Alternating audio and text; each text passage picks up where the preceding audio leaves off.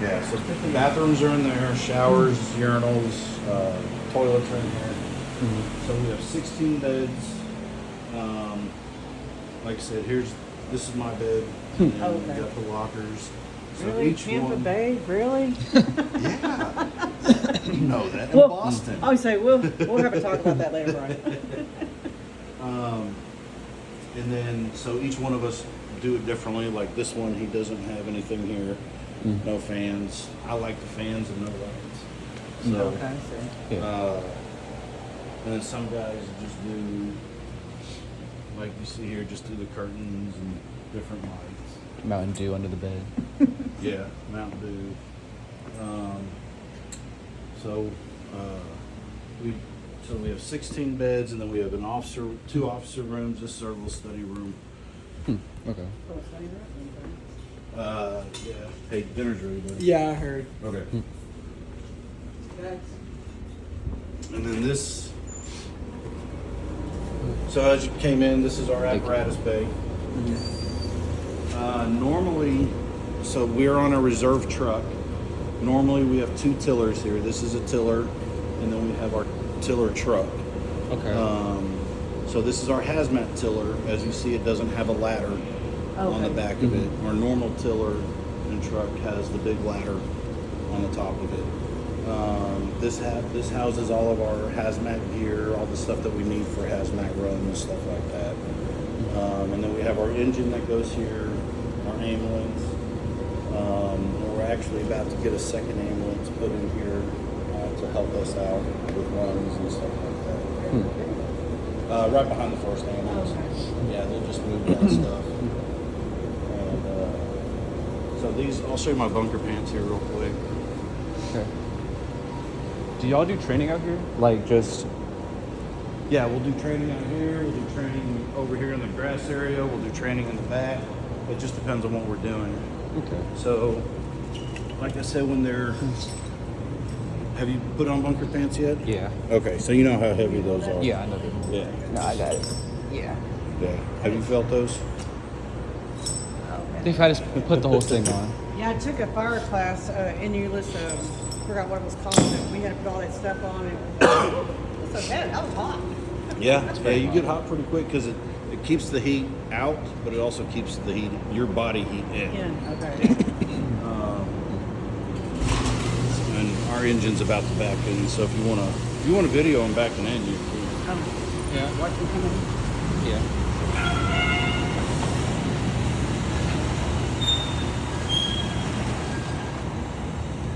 You got to pass a certain test to be able to drive this too.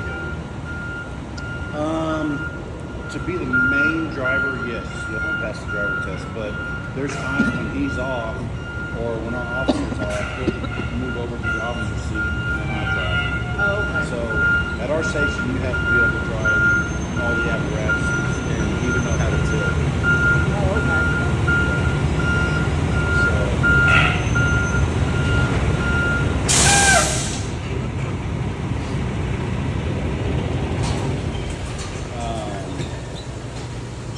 Yeah, so we all have to know how to drive. We all have to know how to pump.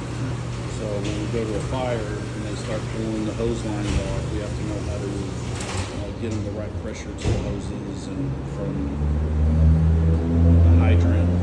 Make sure we got bait on. Hey, dinner's ready. So you have to learn all that before you can drive. Okay. At most stations. Okay. So, yeah, because if you don't know how to pump to a fire, meaning when I say pump, meaning you have your officer and this right guy on our foresight or nozzle man, they get off and they pull the hose, but you can't get them water, then they can't go in the fire and put them out. Okay. So. Rescue 3 at Appleton, Bryant Street and North Pearl Street. Bryant Street and North Pearl Street. Map 45, Lincoln. Bryant Street and North Pearl Street. Map 45, Lincoln. Easy, bro. Right as you sit down.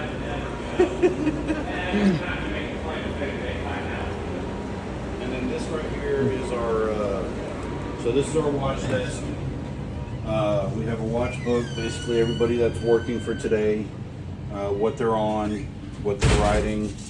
Our computer that shows us if we get emails and stuff like that. This is everybody assigned here for A shift, B shift, and C shift. So for the next shift, we've already filled out our board. So today I'm on the engine. Okay. So next shift on the 31st when we work, I know that I'm going to be on the rescue. I mean, we call it rescue or ambulance. And so Taylor, he's off on a vacation day. He's here on the engine. Our captain is off sick, so our lieutenant is going to ride up as captain and ride on the truck. So then that bumps everybody up. Okay. And then, so this shows you, right, so this 4, 4, and 2, so that's 10 people. So we're Okay. even for the day. So you come over here on B shift, and they're 3, 2, and 2. So they have 2 guys on the rescue. Rescue always gets filled no matter what. That's always has 2 people. So they're actually down 3 people. So they're going to hire 2 people back for the engine and 1 person back for the truck. Excuse me, guys. Okay. Excuse me. So that way you know if we want to work overtime, we can be like, okay, well, I'm going to try and work overtime on Wednesday, or I'm going to try and work overtime on Tuesday, Wednesday, and then do my shift as well. Okay. So there's times where I've been here for 6 straight days. Oh, really? Okay. Yeah. So it's like you work your shift, then you hire back, work your shift, and then work 2 more shifts. And then Is that wearing on you, or is that it can be. okay? It can be, just depending on how busy you are and what apparatus that you ride. So, And the guys from the other shifts are, I guess, know you well enough to know, yeah. yeah, it's like, okay, well, he's a hireback, or he's been here for 5 days or 4 days straight, and hey, he's just going to be back sleeping until we get a run, or, you know, still help out with the morning stuff, but then Right. after the morning stuff, it's like, okay, he'll make the runs, but he doesn't have to do Any of the chores? any of the other stuff. Okay. Unless they got trainings going on, then you go out with them or stuff like that. So, So the tiller. mhm. What's the difference between the tiller truck and the tiller? Or what is a tiller truck? Or what is a The tiller? hazmat rig? Okay. So the main difference is our tiller truck, I'll show you that here. Our tiller truck has the big ladder on the back.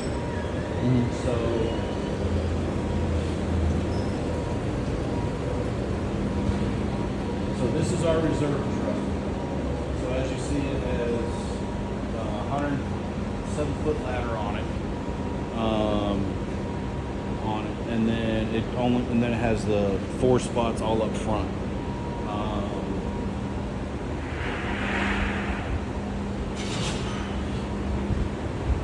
So we have our driver, our 3-man, our 4-man, and then our officer over there. Okay. So they all sit here. Now on our tiller truck, you have the officer, the driver, the 3-man that sits in here, and this is like our command center. It has all of our monitors and everything like that that we need, radios, and then it has a driver back here steering the back wheels. So you have a driver driving the cab, and then you have a driver steering from basically here that steers and controls this whole part back here from right here. Oh, that's I haven't seen that. Do what? I haven't seen that before. Yeah. So that's also our tiller truck when it's here. Here's the actual like the silhouette of it. So he sits here, you got the big ladder, and then the 18. So it looks like this just with a big ladder on top. Okay. And when you're going forward, if you want to turn right from the tiller cab, you have to turn the wheel left. Okay, opposite. Okay. The opposite way. Now, when you're backing up, if you want to go right, you turn it right. And if you want to go left, you turn it left. But when you're Oh. going forward, if you want to go right, you turn it left. Huh. So Okay. it takes a little bit of practice to. Isn't that kind of like a forklift, something like that too? I think. I think so. Yeah, I think so so. too. Is this your main truck? Or This is our frontline hazmat rig. okay. We're the only. We are the only hazmat team in the country that has a tiller hazmat rig. There's Okay. no other tiller hazmat rigs in the country. Yeah, because I haven't seen these anywhere else. Even when we talk about like the different kinds of trucks at stations, it's like the Quint, the engine, and the ambulance, but we don't hear about Tiller trucks. tillers at all. Yeah, I know Irving just got a couple tillers. We have 10 tillers total. But a tiller truck can get where that truck can't. So, like when you have small streets, like we have a neighborhood back here that truck can't get into. Okay. So you have to have that tiller truck to where it could. I mean, you could almost have that truck. He could be going straight, and he can have that tiller cab going like this down the highway if he needed to. Oh To wow. block traffic and everything. So Yeah. there's some really cool videos if you look up on YouTube and stuff like that about tiller Oh. trucks. And is the tiller specifically for hazmat as well? No, it's or this one. This one. Yeah, this one's just strictly for hazmat. It says Okay. hazmat on there. Yeah. Okay. You have to be at the station to be able to drive this vehicle. So I guess when they announce it over the thingy, they tell you which truck needs to go. Yeah. Okay. Okay. Yeah, it'll come over like that one says Rescue 3, or it'll say Truck 3, or it'll say Hazmat 3. Oh, okay. Something like that. So Okay. on there, so it's So y'all put all your stuff in that middle, and then y'all go there, and then get on the truck y'all need. so our truck guys have all their stuff on the truck right now Okay. because that's the main line. And if a hazmat run comes in, they'll put this truck out of service. They'll move all their gear, their bunker gear, over to this. Okay. So Truck. they gotta take a little longer to get all that out of there and bring it over Yeah. here. Okay. Yeah. So the guys on the engine, we just keep our stuff on there. Guys on the ambulance, they just keep their stuff Stuff on there. Okay. The only ones that have to move over is the truck guys. And- So what's the time for y'all to get the call to get on this truck, or get on a truck? If it's anything other than a fire, it's a minute or two. Yeah, but if it's a fire, it's pretty quick. That's where everybody's just running. What's all this gear in the middle? So these are other people's gear. This set of gear right here. Come over here. Yeah. So these are the three tillermen. These are the three tillermen on A, B, and C shift. And then you have the three drivers of the truck up here. Okay. These are the three drivers of the truck that drive the front. These are FROs, like just regular firefighter, paramedic A's. So it's just their bunker gear where they store it at. Okay. And then on the other side are the lieutenants.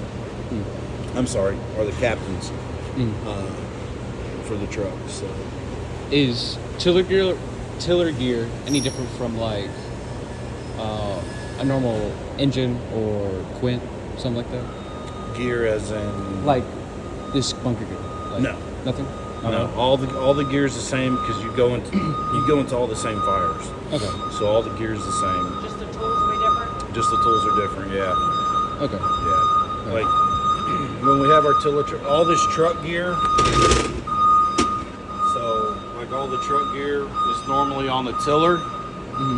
So they just had to put it on here. So you have that gear. You have your extrication gear. You have your fans. You have your saws. So this is all truck equipment because the engine carries all the hose Okay. for the fires. There's no, so unlike a Quint, we don't have any Quints in Dallas. Quints are no-no in Dallas. They won't last in Dallas. Dallas will never have a Quint. And why is that? Because of how much we run, they won't last Oh, okay. in our streets, and so And this is where the driver puts his gear. So and then you have the extrication gear back there and stuff. So every compartment has gear that you need. And they're all full. Yeah, they're all full. So, and then like over here on the engine.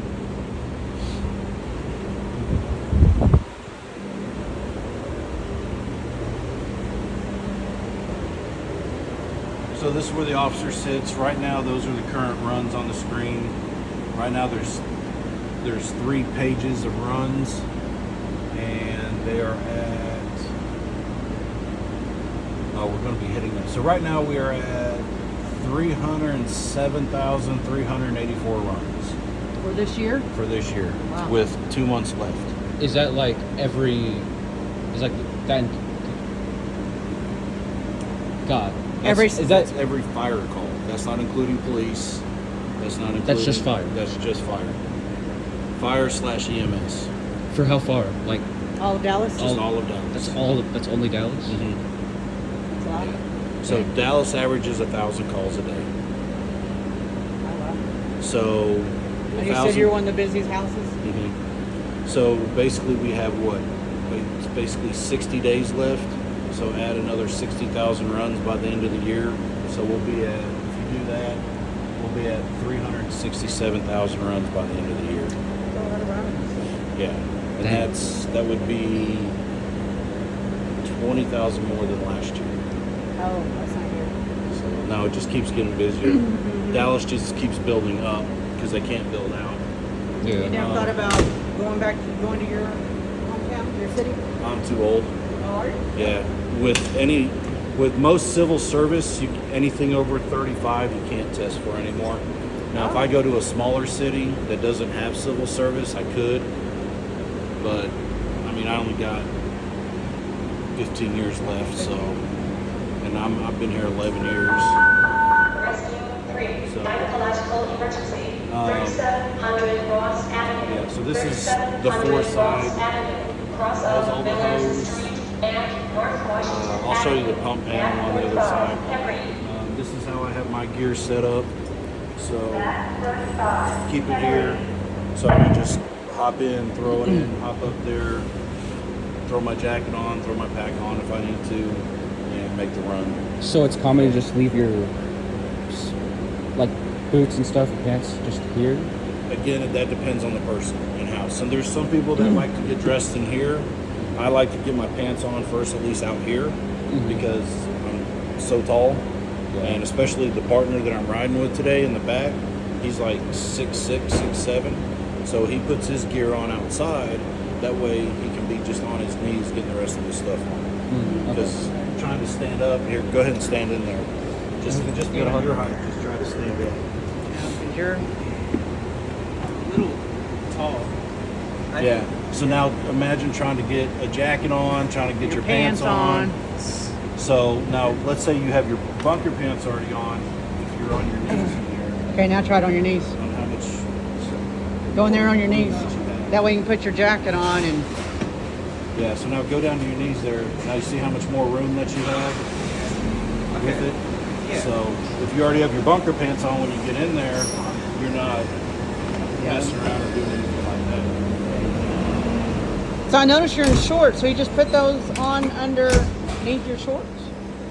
Or over my shorts. That's Yeah. what I meant, over your shorts? Yeah, everything goes on over. Like I said, we were working out right before I started cooking, and Okay. then I started cooking, so we were able to wear this while we work out and cook and stuff. So Okay, but normally you'd be in pants? yeah, normally be in pants, polo shirt. Oh, okay. So- Okay. That's like, I've always seen our guys like this. Yeah. First time I've seen guys like shorts and Now stuff. during the summers, we're able to wear shorts, the 511 shorts with a shirt. Oh, okay. Or we can wear pants and a shirt. Like this one has our. This one has our Right, the station gator wagon. thing on there, yeah. So. Okay, I was just curious. I saw a generator in the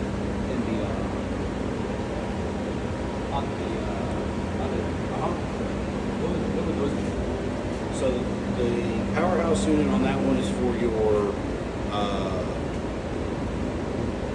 Hamaltra equipment, like for your jaws of life, your cutters, your spreaders, so you can cut somebody out of a car if you need to or something like that. Our hazmat rig also has a generator on it. Now this is just a fan with the generator is right behind it, so we can run air supply if we need to, air hose if Oh, we need to. that's If we okay. need to run a big air chuck on it, we can. But yeah, every tool on all of our apparatuses have some sort of purpose, have a purpose to it. Okay. And then since we are downtown, Oh. these are our high-rise hoses. So as you see, more hose.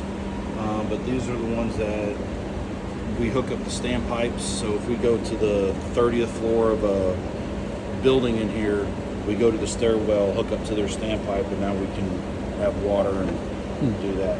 But Okay. you have to carry this on your back with all that. So And about how it much just does that added weigh? more weight. This probably weighs about another 40 pounds or so.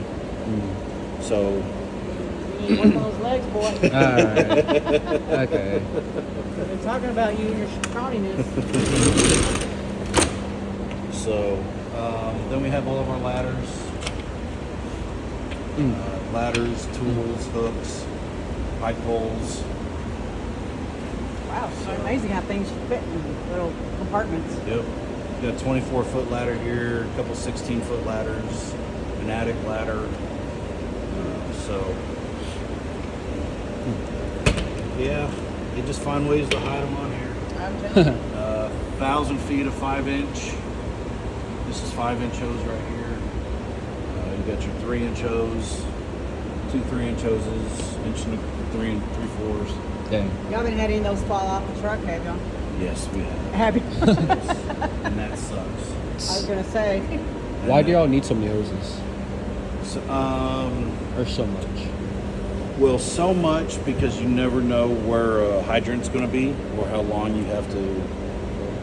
Basically, you don't know where a hydrant's going to be. So if you have 1,000 feet of hose for 5-inch, you can at least know. Well, I see a hydrant all the way down there. I can at least drop all this and give me water to where I'm at the fire.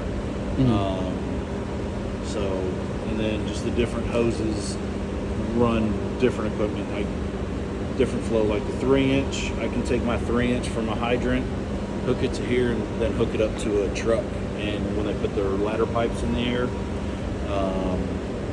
and spray water, like that big 3 alarm the other day, that wood pallet fire. Did y'all hear about that? No.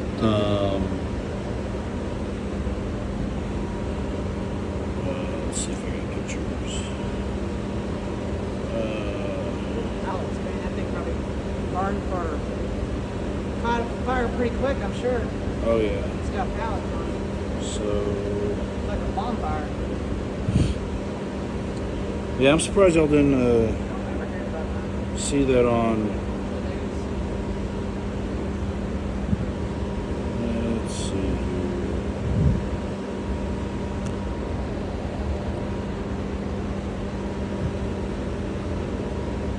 See if they have some good pictures of it.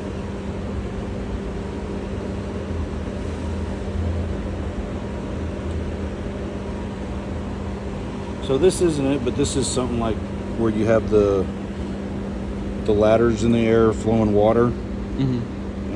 So that's what we would hook up our 3-inch to. We'd hook them up to the trucks, and then they would flow water for us because basically that's a defensive attack. Okay. So there's not actually people in the building trying to fight fire. At that point, you're just trying to put it out, not getting it to spread at that point. Are the only times you really go into a fire is if you need to rescue somebody? No, I mean you go into the fire always to see if anybody's in there. You're supposed to be searching while you're putting out the fire, Okay. because you never know if somebody's in there or not. No matter what the notes say Okay. on the call, if there's any notes. So you're always going in, depending on the structure, looking for somebody as you're trying to look for the fire. Okay. Or as you're trying to put out the fire. So this is This is our pump panel. This is our keystone. We have our different discharges here. So our driver has to be able to know how much water they're getting from the plug, from the hydrant. We call that a plug. So Oh, from the okay. hydrant Plug on the the hydrant, street. okay. Yeah. The fire hydrant on the street. And then how much we're actually discharging to the guys on the hose line. And then you have each individual gauge that you have to read as well. So you hook your 5-inch up to here, it flows water, it fills our tank up, and it keeps us with a constant supply of water because we only have 500 gallons, and if you pull one of these hoses and you don't get a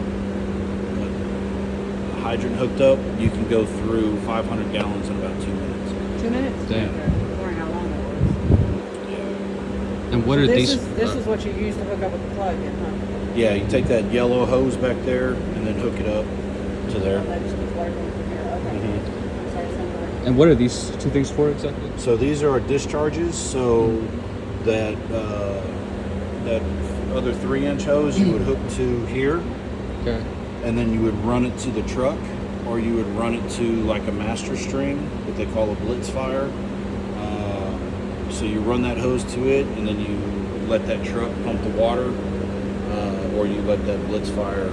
You set it down on the ground. It's just a big hose that shoots water. Okay. Yeah.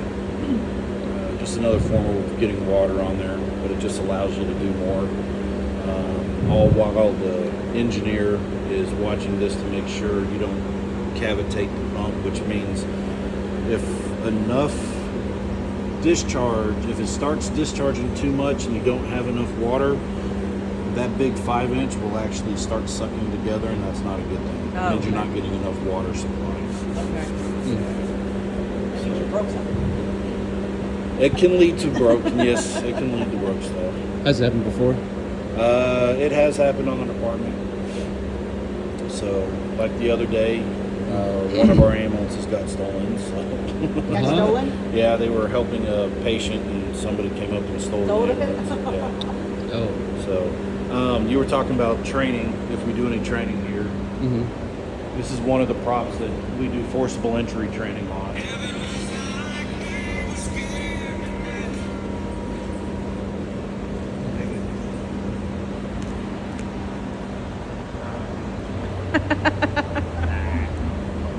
You remember?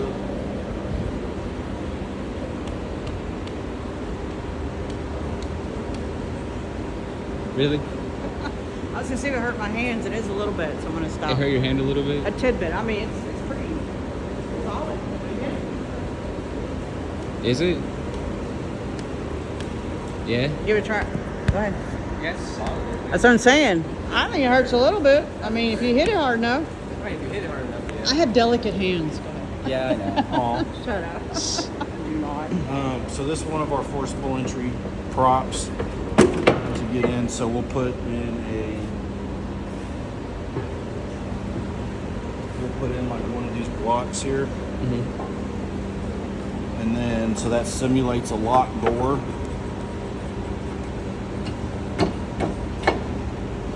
So that simulates a locked door. So then you either have to you have to get through this door first, bust it open, and then you have to get through this door on how to get up with certain tools that you Right. have. Okay. So we train on that.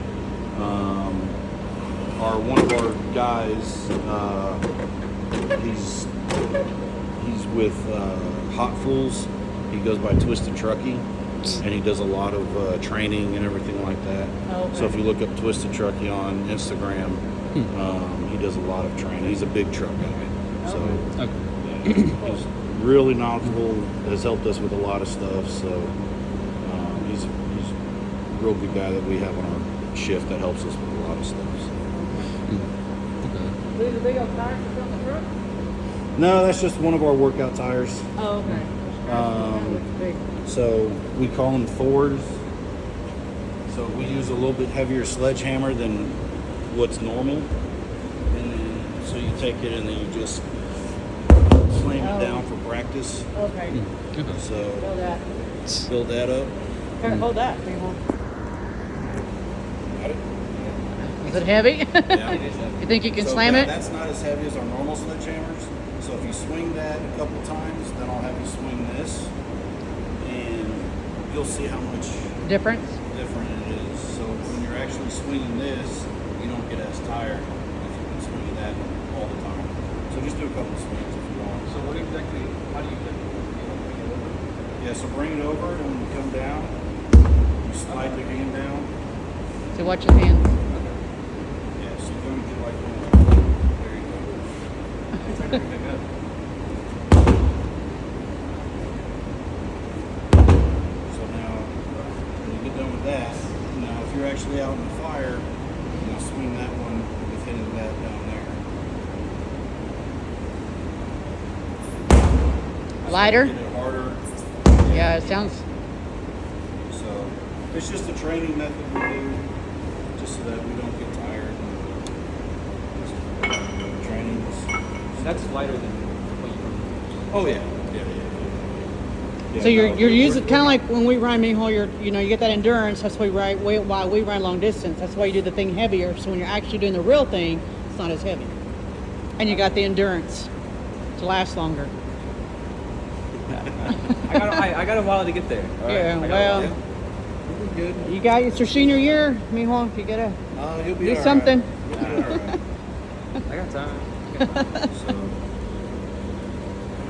All right, you done, Mister? Or what?